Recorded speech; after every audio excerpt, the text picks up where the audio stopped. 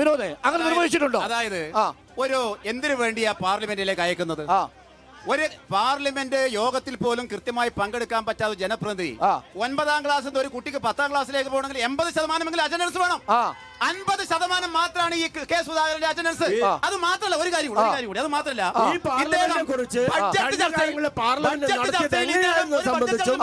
വ്യക്തമാക്കണം.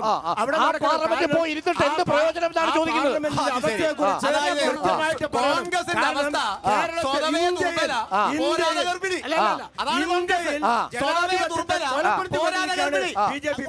അതായത് ഇവർക്ക് ഒരു ക്രിയാത്മകമായ ഒരു പ്രതിപക്ഷം എന്നുള്ള നിലയിൽ പോലും കഴിഞ്ഞ 5 വർഷം പാർലമെന്റിൽ പ്രവർത്തിക്കാൻ കഴിഞ്ഞില്ല. എന്താ ഇവിടെ പ്രതിപക്ഷം പ്രവർത്തിക്കണമെങ്കിൽ മിനിമം അവരുടെ ഫണ്ടെങ്കിലും അവരുടെ ബാങ്കിൽ ഇട്ടേക്കണ്ടേ? നിങ്ങൾ ആ ബാങ്കിലെ ഫണ്ട് മുഴുവൻ അടിച്ചുകൊണ്ട് പോയില്ലേ വിനോദ് കുമാർ? ഇവിടെ ഒരു ടിക്കറ്റ് എടുക്കാൻ പോലും പൈസ ഇല്ല കോൺഗ്രസിന്റെ ഫണ്ട് കോൺഗ്രസ്സുകാർ തന്നെ അടിച്ചു മാറ്റിയ.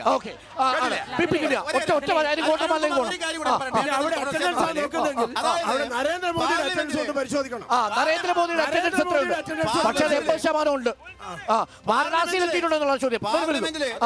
ഒരു തവണ മാത്രമാണ് കെ സുധാകരൻ നിയമനിർമ്മാണ ചർച്ചയിൽ പങ്കെടുത്തത്. ഒറ്റ തവണ ബഡ്ജറ്റ് ചർച്ചയിൽ അദ്ദേഹം വായ തുറന്നിട്ടില്ല. മാത്രം ശൂന്യവേള ചർച്ചയിൽ അദ്ദേഹം 8 പ്രാവശ്യം മാത്രമേ വായ തുറന്നിട്ടുള്ളൂ. പിന്നെ അദ്ദേഹം ചട്ടം 377 പ്രകാരം 9 തവണ ചോദ്യം ചോദിച്ചു ഈ 5 വർഷത്തിനിടയിൽ.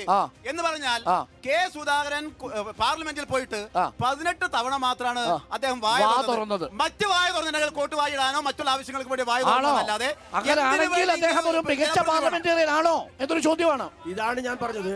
ഈ പാർലമെന്റിനെ എങ്ങനെയാണ് ഇവർ കൈകാര്യം ചെയ്യുന്നത് കൃത്യമായിട്ട്. ഇതിപ്പോഴ് തെരഞ്ഞെടുപ്പ് സമയത്ത് ആരോപണം ഉന്നയിക്കുന്നു. അവിടെ എന്താണ് കഴിഞ്ഞ കുറച്ച് കാലങ്ങളായിട്ട് നടന്നത്? ആ നടന്ന സ്ഥലത്ത് ഓരോ ആളുകളെയും സസ്പെൻഡ് ചെയ്ത് പുറത്തെടുക്കുന്നു.